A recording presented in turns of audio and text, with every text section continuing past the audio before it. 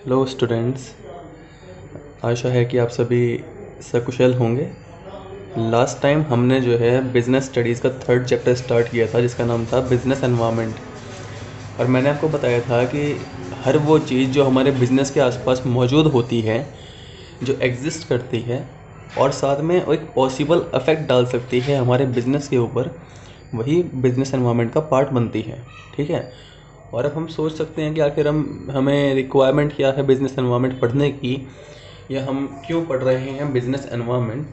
तो देखिए, जो चीज़ें हमारे आसपास एग्जिस्ट कर रही हैं हमें उसको तो पढ़ना ही चाहिए। और जिन चीज़ों का प्रभाव पड़ सकता है हमारे बिज़नेस के ऊपर, हमारे प्रॉफिट्स एंड लॉसेस के ऊपर, या फिर हमारे एम्प्लॉयज़ के ऊपर, हमारी वर्किंग कैपेसिटी के ऊपर, तो हमें उसको तो डीपली स्टडी करना ही होगा। ठीक है। अब जैसे कि आजकल कोरोना चल रहा है, ठीक है। अब कोरोना में क्या है कि बहुत सारे बिजनेसेस बंद पड़ गए। अगर मान लो कि कोई जो है पहले से ही कोरोना को लेकर एक प्लानिंग ना करे, तो क्या होगा, जो बिजनेसेस हैं बिल्कुल ठप पड़ जाएंगे। जैसे अब चल रहा है कि आप होम डिलीवरी करवा सकते हैं सामान की। अगर मान लो कोई होम डिलीवरी का ऑप्शन ना रखे, अपने पास मोबाइल से ऑर्डर्स ना पिक करे, तो उसका तो बिज़नेस हो गया ठप। ठीक है। तो बिज़नेस एनवायरनमेंट क्या होता है, it includes all everything that surrounds our business and have a possible impact on our business. ठीक है। दोनों चीज़ें आएंगी इसके अंदर, सराउंड भी करता है और साथ में एक पॉसिबल इम्पैक्ट भी हो सकता है हमारे बिजनेस के ऊपर इसका। अब उसके बाद हमारा नेक्स्ट टॉपिक था बेनिफिट्स ऑफ बिजनेस एनवायरनमेंट। क्या क्या फ़ायदे होते हैं बिज़नेस एनवायरनमेंट के, या फिर जो है आप अगर बिज़नेस एनवायरनमेंट पढ़ रहे हैं तो आखिर क्या क्या पॉइंट्स हैं जिसकी वजह से आप इसे पढ़ रहे हैं, कौन कौन से बेनिफिट्स हैं। तो पहला है identification of opportunities and first mover signals. सबसे पहले तो भाई, जो भी हमें अपॉर्चुनिटीज़ मिलती हैं, जो भी हमारे पास मौके हैं, वो बिज़नेस एनवायरनमेंट से ही मिलते हैं। अगर मान लो कि आप चाहते हैं कुछ न्यू बिज़नेस स्टार्ट करना, न्यू मतलब जो अभी तक किसी और ने स्टार्ट ना किया हो, क्योंकि सीधी सी बात है, अगर मान लो कोई काम मैं फ़र्स्ट टाइम कर रहा हूँ, फ़र्स्ट टाइम करने का मतलब क्या होगा कि मुझे उसमें जो है अगर बाकी लोगों से एक बढ़त मिल गई। एक सिंपल सा एग्जांपल लेते हैं। सपोज़ कीजिए कि आप में से, जैसे बहुत अच्छा एग्जांपल है, आप में से जो है कुछ बच्चे 11th की स्टार्टिंग में आए थे और कुछ लोगों ने बाद में 11th क्लास ज्वाइन करी। कुछ तो थे जो अप्रैल में ही आ गए थे और कुछ ऐसे महानुभाव थे जो रिज़ल्ट का इंतज़ार कर रहे थे, और एक दो ऐसे भी थे जो पूरा जून बीतने के बाद की छुट्टियां बीत जाएंगे, उसके बाद जुलाई में जाएंगे आराम से। ठीक है। माना कि हमने जुलाई में भी दोबारा स्टार्ट किया हो, पर फिर भी जो बच्चे अप्रैल में आए थे उनको इकोनॉमिक्स के जो शुरुआत के 4 चैप्टर्स थे, जितने डीपली उन्हें पढ़ाया गया, जितने अच्छे से उन्हें समझ में आए होंगे, शायद ही बाकियों को आएंगे। ठीक है। तो अप्रैल में आने का फ़ायदा क्या हुआ, फर्स्ट मूव करना, यानी कि बाकी सब ने तो मूव किया लेट, जून में 3 महीने बाद, जुलाई में सॉरी। एंड जो अप्रैल से आए उन्होंने फर्स्ट मूव कर लिया, अपॉर्चुनिटी समझिए कि भाई हमें पढ़ाया जा रहा है तो हम ये जाके स्कूल में पढ़ लेते हैं। तो एक अपॉर्चुनिटी थी, उनके पास मौका था डबल पढ़ने का, डबल पढ़ाई करने का। ठीक है। क्योंकि ऑब्वियस सी बात है, देखो फीस तो आपको अप्रैल मई जून की फिर भी देनी थी, फिर भी देनी थी। ठीक है। अब जो है, चाहे आप जुलाई से आइए चाहे आप अप्रैल से आइए, तो आखिर इस फ़ायदे को क्यों ना, इस मौके को क्या फ़ायदा क्यों ना उठाया जाए। ठीक है ना। तो अप्रैल में आने से क्या हुआ, फर्स्ट मूव किया आपने। फर्स्ट मूव करने से क्या हुआ, आपको जो कुछ एक्स्ट्रा गेन हुआ, और साथ में आपकी जो नॉलेज है उसमें कुछ एक्स्ट्रा इम्प्रूवमेंट हुई बाकी सभी बच्चों से।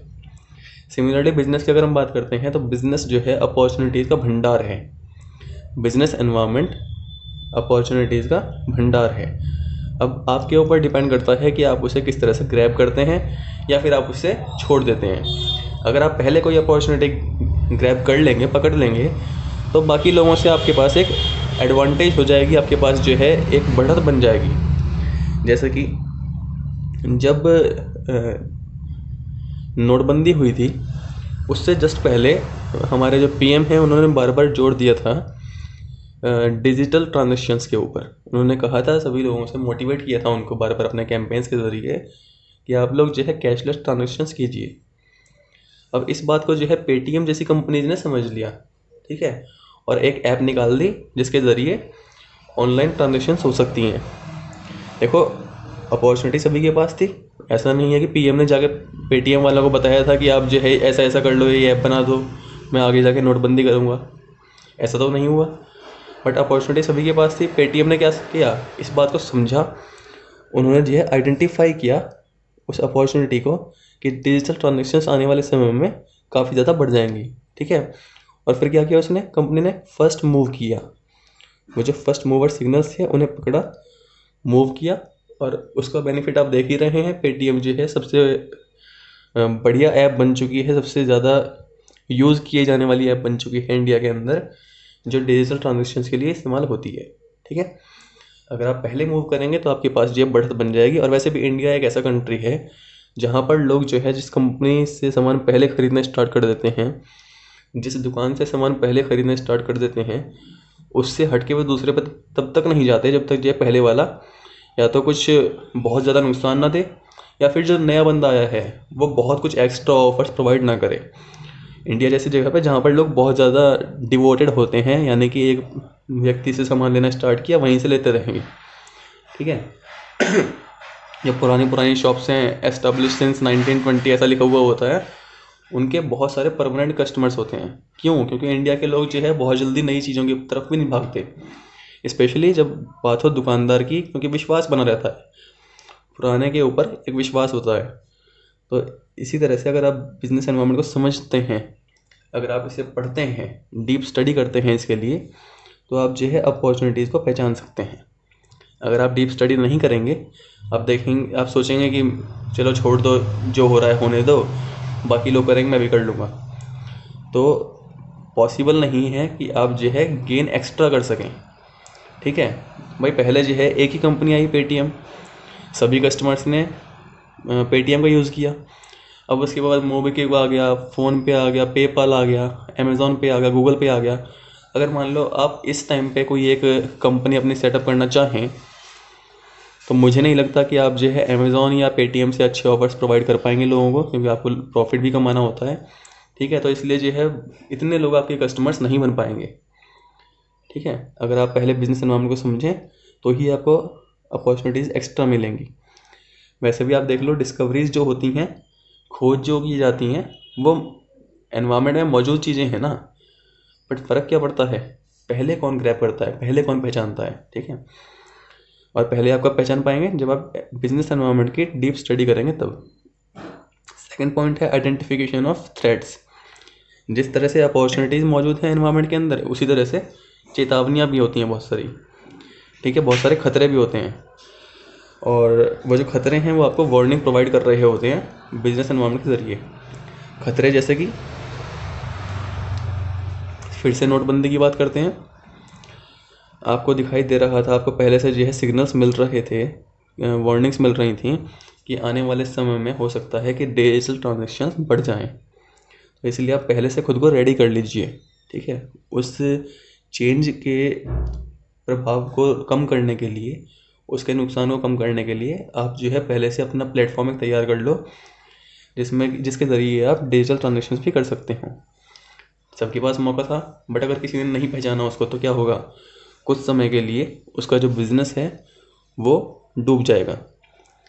या फिर से जब भी हम थ्रेट्स की बात करते हैं, सिग्नल्स ना पहचानने की बात करते हैं, वार्निंग्स ना पहचानने की बात करते हैं, तो उसमें हम एग्जांपल नोकिया का ले सकते हैं। नोकिया का क्यों? क्योंकि जो है सभी एक डिमांड बढ़ रही थी कस्टमर्स के अंदर एंड्रॉयड की, एक क्रेज़ बढ़ रहा था लोगों के अंदर एंड्रॉयड का क्यों? क्योंकि एंड्रॉयड में ढेरों ऐप्स आ सकती हैं, बहुत सारा यूज़र इंटरफेस इसमें अच्छा है, यूज़र फ्रेंडली मोबाइल्स होते हैं ये, ठीक है। लोगों को जो इसमें बहुत सारे फीचर्स मिल रहे थे, बट नोकिया ने क्या किया उस टाइम पे, वो जो वार्निंग थी, वार्निंग क्या, कि आपको भी एंड्रॉयड्स मैन्युफैक्चर करने चाहिए, माइक्रोसॉफ्ट से काम नहीं, विंडोज़ फ़ोन से काम नहीं चलने वाला।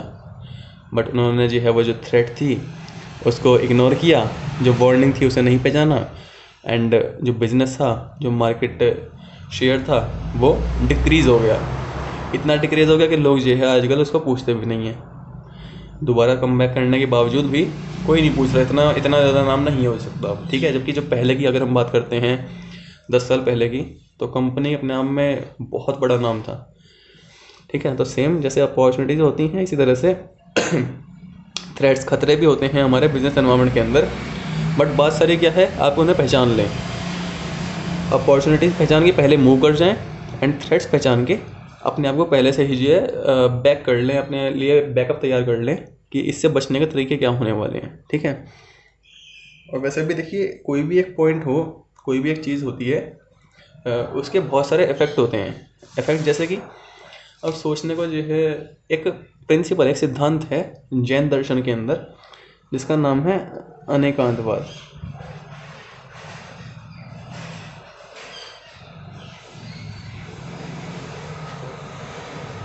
शायद मैं पहले इसके बारे में बता चुका हूँ। चलो इससे पहले एक स्टोरी सुनाते हैं आपको, बिजनेस एनवायरनमेंट अच्छे से समझाने के लिए।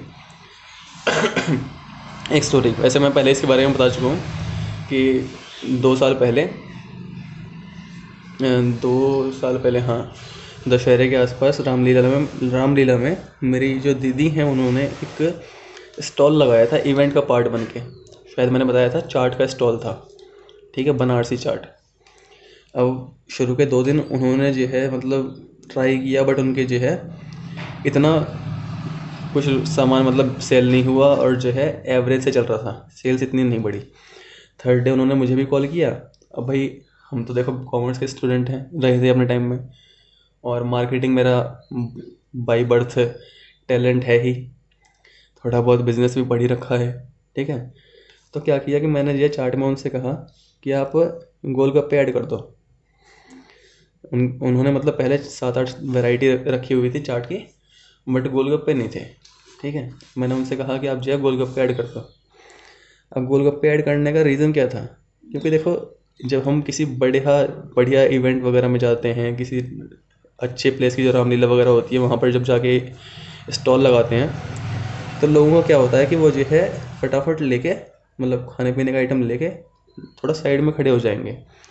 अगर आप जनरल से खुद को भी देखो, टिक्की वगैरह जो होती है, चाट वगैरह जो होती है, उसे हम मतलब एक बार ऑर्डर करेंगे, एंड ऑर्डर करने के बाद एक साइड में खड़े होकर खा लेते हैं, यही तो होता है नॉर्मली। या फिर आप जो अपनी सीट पे ले जाएंगे, मैक्सिमम इतना हो सकता है। और दूसरी बात यह है कि क्योंकि एक इवेंट का पार्ट था, तो रेट्स जो है 4 गुना थे हर चीज़ के, यानी कि 20 वाली चीज़ 80 रुपये में सेल कर रहे थे। तो एक और ऑब्वियस सी बात है कि जो बंदा 80 रुपये का सामान खरीद रहा है, वो तो जो है बड़ा सोच समझ के खरीदने वाला है वो जो है। और दूसरी बात, पढ़ने में टाइम लगता है, जो मेन्यू सामने टंगा हुआ है उसे पढ़ने में टाइम लगता है। बट गोलगप्पे का क्या है, गोलगप्पे 30 रुपीज़ की आप 5 सेल कर रहे हैं, मतलब हमने रेट रखा हुआ था 30 के 5, तो फिर भी जो है अगर हम 80 रुपये की किसी चाट से कंपेयर करें तो सस्ता है ये, ठीक है। और गोलगप्पे में एक खासियत होती है, जब बंदा गोलगप्पे खाएगा तो वो वहीं पे खड़ा रहेगा, एटलीस्ट 1 से 2 मिनट जो है वो हमारे स्टॉल पर टाइम स्पेंड करने वाला है। जब कोई 1 से 2 मिनट वहाँ पे खड़ा रहेगा लगातार, तो वो मेन्यू को पूरा डीपली स्टडी करेगा, पूरा पढ़ेगा, है ना। और जब वो मेन्यू को पढ़ रहा है तो क्या, क्योंकि मैंने कहा बनारसी चाट है, जो नाम लिखे हुए थे हमने चाट के, वो भी बनारस के लैंग्वेज में लिखे हुए थे, ठीक है। यानी कि मतलब जैसे आलू टिक्की को आलू चप बोलते हैं वो लोग, इस तरह का कुछ था। तो वो पढ़ेगा जब उसे, तो दिल्ली वालों में या हमारे जैसे लोगों में होता है कि कुछ नया नाम पढ़ेंगे तो एक जिज्ञासा जागती है, इच्छा होती है कि पूछें कि आखिर ये क्या आइटम है ना। और बस देखो भाई, अब हम जो है अच्छी फैमिली से हैं, हम नॉर्मली ठेली वालों की तरह वो तो कर नहीं सकते कि आवाज़ लगाएंगे या तवा पीटेंगे, टन टन टन टन टन टिक्की ले लो, है ना। तो बट हम एक काम कर सकते हैं, अगर मान लो कोई हमसे पूछता है कि ये क्या आइटम है, तो हम बहुत अच्छे से एक्सप्लेन कर सकते हैं। और दूसरी बात, वहाँ पे तो मार्केटिंग के लिए खड़ा हुआ सिद्धार्थ जन, तो एक्सप्लेन करने का काम मेरा ही था। तो मतलब मैं ऐसे एक्सप्लेन करने लगा। फिर उसके बाद तो ऑब्वियस ही बात है, सिर्फ गोलगप्पे की वजह से हमारी सेल्स जो है 3 गुना बढ़ गई थी, ठीक है।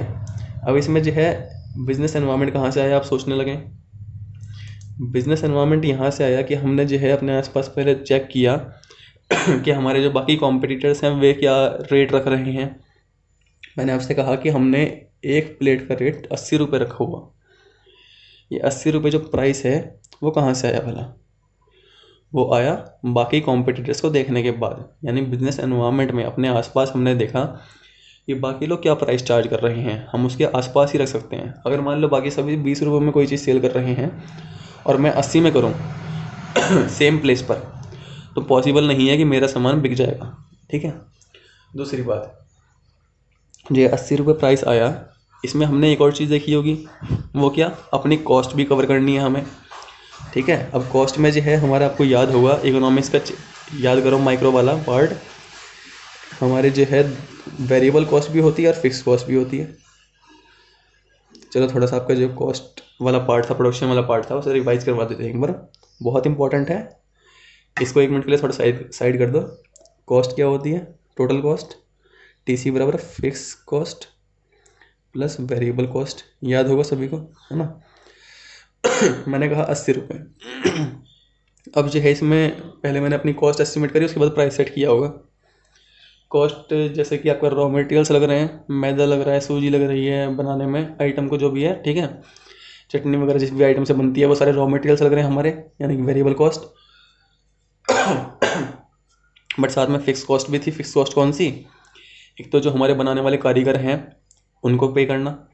देखो भाई, जब जो है मैं नहीं गया था शुरू के 2 दिन में, जो दीदी वगैरह ने खुद सेल किया, उसमें चाहे हम 30 प्लेट सेल करें, चाहे हम 300 प्लेट सेल करें, ठीक है। जो आपके बनाने वाले हैं वो स्पेशली बनारस से आए हुए थे, तो आपको उन्हें तो उतना ही पे करना पड़ेगा। उनके रहने खाने का जो खर्चा है, उनको जो पे करना है, वो तो आप चाहे 30 बनवाओ उनसे, चाहे आप 300 बनवाओ, उतना ही पे करना पड़ेगा। यानी कि हमारी जो फिक्स कॉस्ट है वो तो सेम रहेगी। ऐसे ही जिस प्लेस पे हमने स्टॉल लगाया था, उसका पर डे रेंट 5000 रुपीज़ था। पर डे रेंट 5000 रुपीज़, यानी कि आपकी फिक्स कॉस्ट बहुत हाई थी।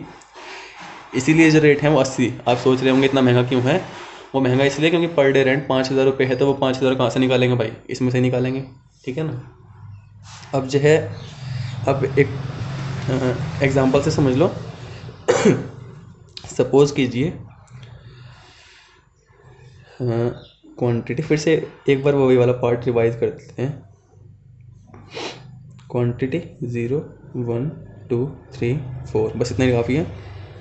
एंड जो हमारी फिक्स कॉस्ट है वो हर एक में 10 10 10 10 10।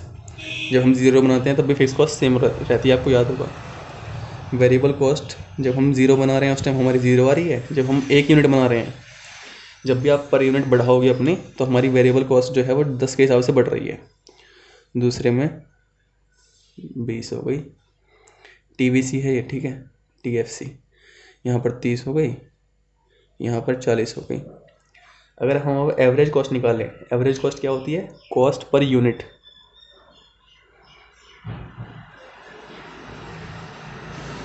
तो आपकी पहले कितनी, डैश 20,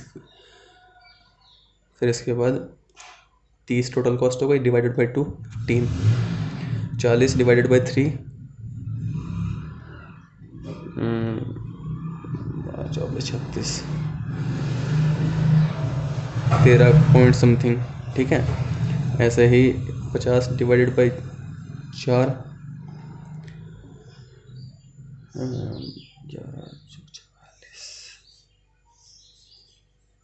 12 पॉइंट कुछ, ठीक है। तो आप देख रहे हैं कि हमारी जो कॉस्ट पर यूनिट है, जैसे जैसे हम मैन्युफैक्चरिंग बढ़ा रहे हैं वैसे वैसे कम हो रही है। इससे आपको एक और टॉपिक समझ में आ गया होगा, इकोनॉमीज ऑफ स्केल। एक वर्ड हम बार बार बिजनेस के अंदर इकोनॉमिक्स के अंदर इस्तेमाल करते हैं। एक टर्म है इकोनॉमीज ऑफ स्केल। ये क्या कहती है, जैसे जैसे आप अपना प्रोडक्शन बढ़ाएंगे वैसे वैसे आपकी जो कॉस्ट है वो कम आ जाएगी, लागत जो है वो कम होगी। लागत कम क्यों होती है, वो लागत इस वजह से कम होती है कि हमारा फिक्स कॉस्ट तो रहता है सेम, कांस्टेंट रहता है। वेरिएबल कॉस्ट एक कांस्टेंट स्पीड से बढ़ता है। देखो सिंपल सी बात है, पहली बार में प्रथम दृष्टया सभी को लग सकता है कि भाई जब हम क्वांटिटी बढ़ा रहे हैं, जब हम प्रोडक्शन बढ़ा रहे हैं, पहले 1 यूनिट बना रहे थे, फिर हम 2 यूनिट बना रहे हैं, तो हमारे जो है रॉ मटेरियल्स पहले जितना 1 में लग रहे थे उसके डबल ही लगने वाले हैं 2 में। ऐसा तो है नहीं कि रॉ मटेरियल्स कम लगेंगे, पॉसिबिलिटी नहीं है। बट उसके बावजूद हमारी थ्योरी क्या कहती है इकोनॉमीज ऑफ स्केल की, कि आपने जब 1 से 2 किया प्रोडक्शन अपना, तो आपकी जो कॉस्ट है, कॉस्ट पर यूनिट है, वो कम हो जाएगी। रॉ मटेरियल्स हमारे डबल लग रहे हैं तो कॉस्ट पर यूनिट कम क्यों हुई, वो कम होती है फिक्स कॉस्ट की वजह से। मेरी वाले एग्जांपल में भी देख लो, हमारा जो 5000 रुपीज़ था, पहले हम चाहे 30 प्लेट सेल करें वो तब भी उसमें डिवाइड होना था। अब अगर हम 300 कर रहे हैं तो 300 में डिवाइड होगा। यानी कि क्या होगा, सेल्स का नंबर बढ़ने से हमारा जो प्रॉफिट है वो बढ़ जाएगा। मैंने बताया ना गोलगप्पे ऐड करने से क्या हुआ था, हमारे जो है लोगों ने मेन्यू अच्छे से पढ़ा, मेन्यू अच्छे से पढ़ने की वजह से हमारा जो नंबर ऑफ़ सेल्स था बाकी चीज़ों का भी, गोलगप्पे तो खैर बेहिसाब बिके ही थे, बट जो बाकी आइटम्स थे उनका भी जो है सेल्स हमारी 2 से 3 गुना बढ़ गई थी, ठीक है ना। और जो हमने पर डे 80,000 90,000 की सेल्स करी फिर उसके बाद। तो वो सब कैसे बढ़ी, सिर्फ एक छोटा सा ऐड करने से, एडिशन करने से। वो क्या था, गोलगप्पे। और वो कहाँ से मिला मुझे आइडिया, वो मिला बिजनेस एनवायरनमेंट से। नॉर्मली हम बड़ौद वगैरह में चाट खाते हैं, कहीं और भी चाट खाते हैं, तो हम देखते हैं कि गोलगप्पे में सबसे ज़्यादा टाइम लगता है इंसान को। और जब वो खाते हैं हम, तो आसपास के मतलब मेन्यू वगैरह पर नज़र पड़ती ही है, और इंसान की एक जिज्ञासा होती है कि मेन्यू पढ़ने के बाद कुछ नया उसमें अगर ऐड हो तो हम पूछते हैं कि ये क्या होता है। और उसके बाद हमारे जो सेल्समैन हैं, जो वहाँ पर बंदा खड़ा हुआ है, वो उसके ऊपर होता है कि वो कैसे उसको एक्सप्लेन कर पाता है, ठीक है ना। यानी कि एक छोटी सी चीज़ के भी बहुत सारे पहलू होते हैं। अब आते हैं प्रिंसिपल ऑफ अनेकांतवाद, सिद्धांत जो है जैन दर्शन का अनेकांतवाद। इसे भी एक बार आपके हो सकता है काम का हो, आपके ना काम का हो, बट सुन लो क्या भी कर रहा है। ये प्रिंसिपल कहता है कि हर अनेक, इससे अगर हम संधि विच्छेद करते हैं तो क्या होता है, अनेक अंत, अनेक जमा अंत, मैनी एंड्स। यानी कि किसी भी एक छोटी सी बात के जो है बहुत सारे एंड हो सकते हैं, छोर हो सकते हैं। छोर जैसे कि आपके सामने एक बिंदु है, एक डॉट है। अगर हम इसे ऊपर से देख रहे हैं प्रथम, मतलब पहली बार में, आप लोगों को क्या दिख रहा है, एक पॉइंट दिख रहा है, एक डॉट दिख रहा है सिर्फ। बट अगर हम इसे जूम करें बहुत ज़्यादा, तो आप इसके, और आपसे पूछा जाए कि क्या आप इसका कोई एंड पकड़ सकते हैं, क्या आप बता सकते हैं कि कहाँ से स्टार्ट हुआ, कहाँ पे ख़त्म हुआ। आप इसे माइक्रोस्कोप के नीचे रखो तो बहुत बड़ा सर्कल बन जाएगा ये। क्या आप बता सकते हैं एक सर्कल को देख के कि ये कहाँ पे स्टार्ट हुआ, कहाँ पे ख़त्म हुआ। इसके एंड्स तो इनफाइनाइट हैं। एक छोटे से बिंदु के भी जो एंड्स हैं वो इनफाइनाइट हो सकते हैं, ठीक है। एक एग्जांपल देके समझाता हूँ मैं। कोरोना का एग्जांपल लेते हैं हम। कोरोना, अगर हम कोरोना की बात करते हैं, CORONA, कोरोना। पहली बार में कोरोना क्या है, एक बुरी चीज़ है। बुरी चीज़ क्यों भाई, एक बीमारी है, डिजीज़ है, ठीक है ना। डिजीज़ है जो कि लोगों को बीमार कर रही है, लोगों को मार रही है। दूसरी चीज़ क्या, इसके सारे इम्पैक्ट्स नेगेटिव दिखते हैं हम। अगर हम सिर्फ एक ही तरह से सोचें तो इसके इम्पैक्ट्स, भाई बीमारी है, लोगों को मार रही है, बुद्धि तो हो ही गई। उसके बाद इसके इम्पैक्ट्स क्या हैं, हमारी इकोनॉमी डाउन हो गई, दुकानें बंद हैं लॉकडाउन की वजह से, ठीक है। बहुत सारे लोगों को खाने पीने में तकलीफ़ हो रही है। उनकी जो शेड्यूल है, जो टाइम टेबल है, दिनचर्या है, वो बदल चुकी है। कई लोग ऐसे थे, जैसे आजकल दुकानें 7 से 9 खुल रही हैं, तो कई लोग ऐसे थे जो सो के ही 9 बजे उठते थे। अब उन्हें सामान लेने के लिए 7 बजे उठ के जाना पड़ रहा है, ठीक है। तो मतलब सभी का जो है एक तरह से पहली बार में अगर हम देखते हैं कोरोना को, तो एक नेगेटिव चीज़ दिखाई दे रही है इसके लिए, है ना। आप लोगों की पढ़ाई मिस हो रही है। बट अगर हम इसमें पॉजिटिव ढूंढना चाहें तो बहुत सारे पॉजिटिव्स भी हैं। पॉजिटिव जैसे कि लोगों का जो बिहेवियर है एक दूसरे के प्रति, वो पहले से ज़्यादा फ्रेंडली हो रहा है। हमारा एनवायरनमेंट बहुत अच्छा हो गया। नीला आसमान जो पहले दिखता नहीं था, आजकल नीला आसमान दिखने लगा, वरना एक पता नहीं अलग सी धुंध सी छाई रहती थी ऊपर देखने पर।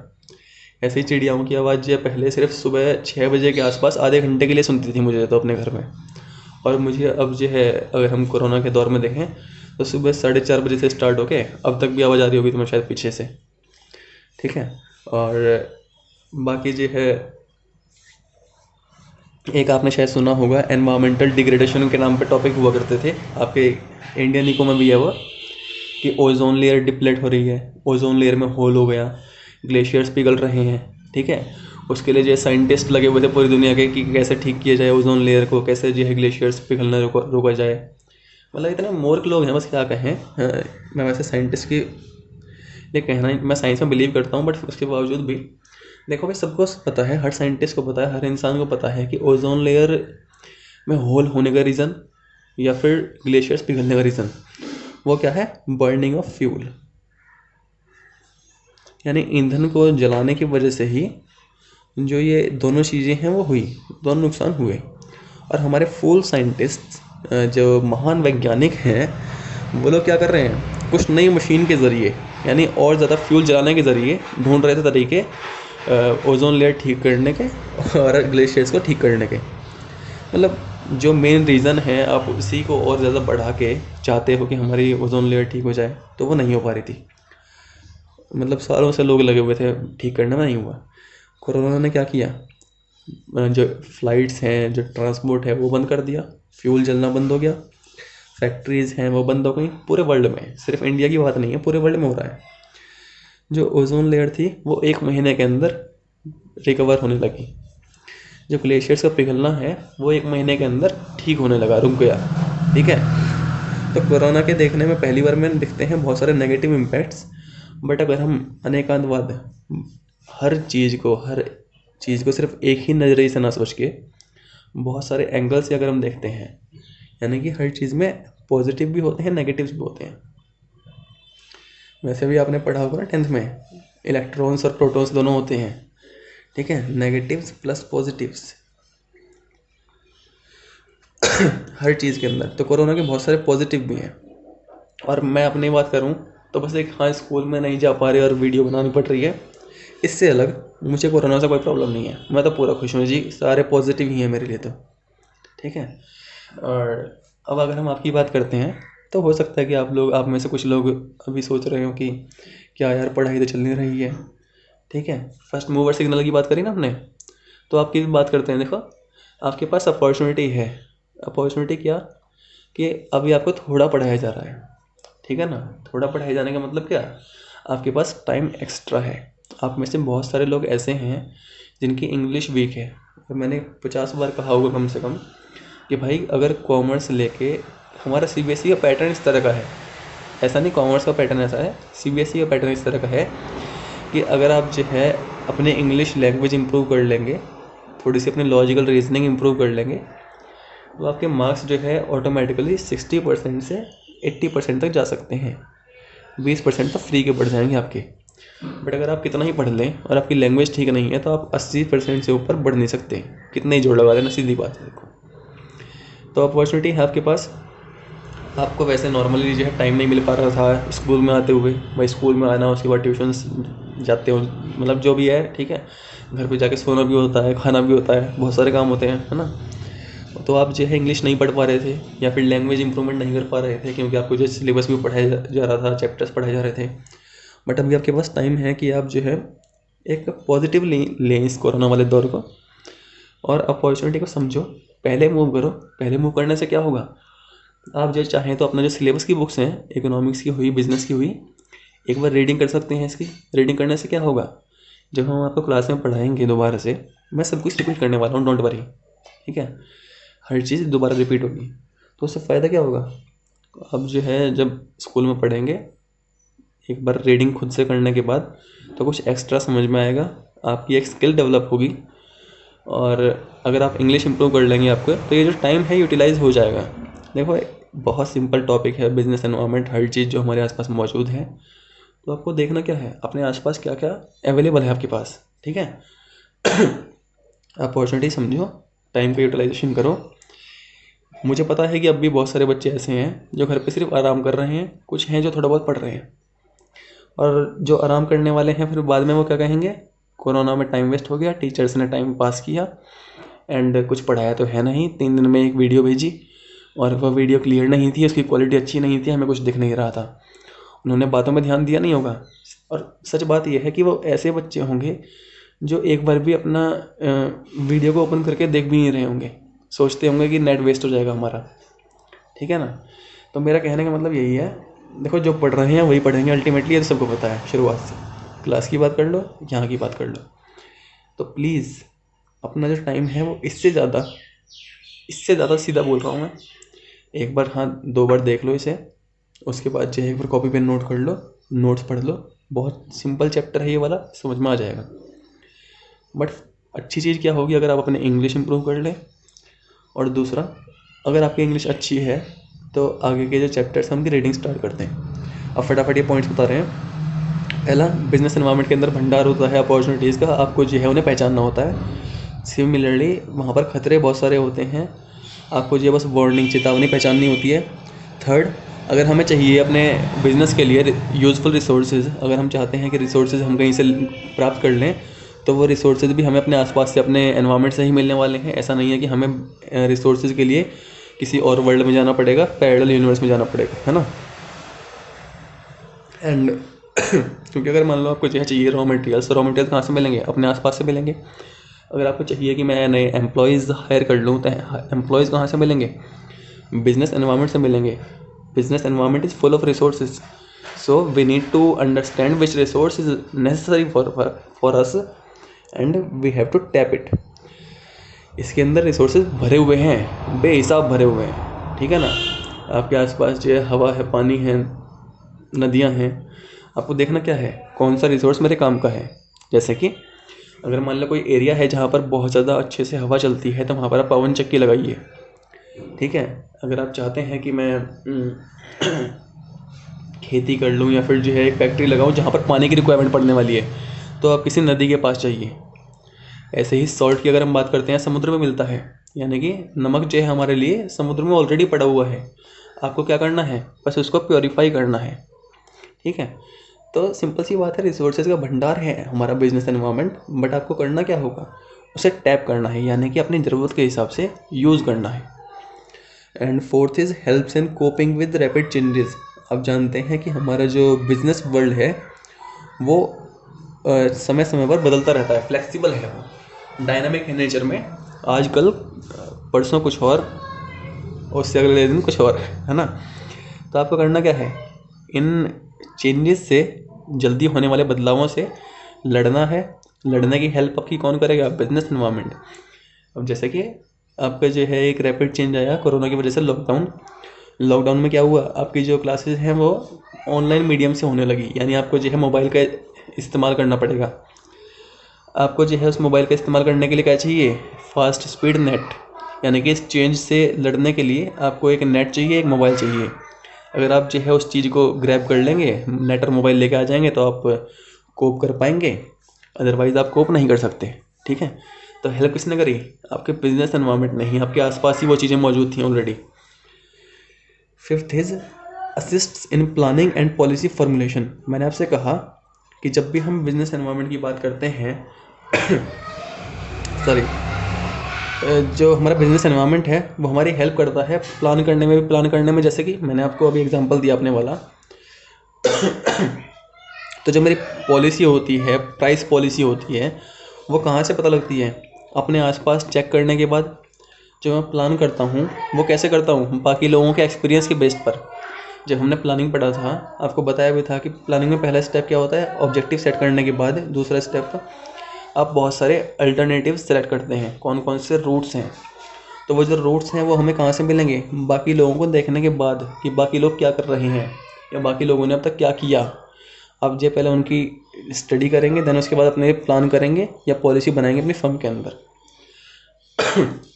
लाइक जो CBSE है वो भी बिजनेस एनवायरनमेंट का पार्ट है। सपोज़ कीजिए आपका जो बिज़नेस है वो है स्कूल, एंड जो CBSE है वो एक गवर्निंग बॉडी है, रेगुलेटरी बॉडी है, जो कि आपको इंस्ट्रक्शंस प्रोवाइड करती है, ठीक है। तो जो CBSE हुई वो भी हमारा एक बिजनेस एनवायरनमेंट का ही पार्ट है। कौन सा है? इंटरनल या एक्सटर्नल? एक्सटर्नल है क्योंकि उसके ऊपर हमारा कंट्रोल नहीं है।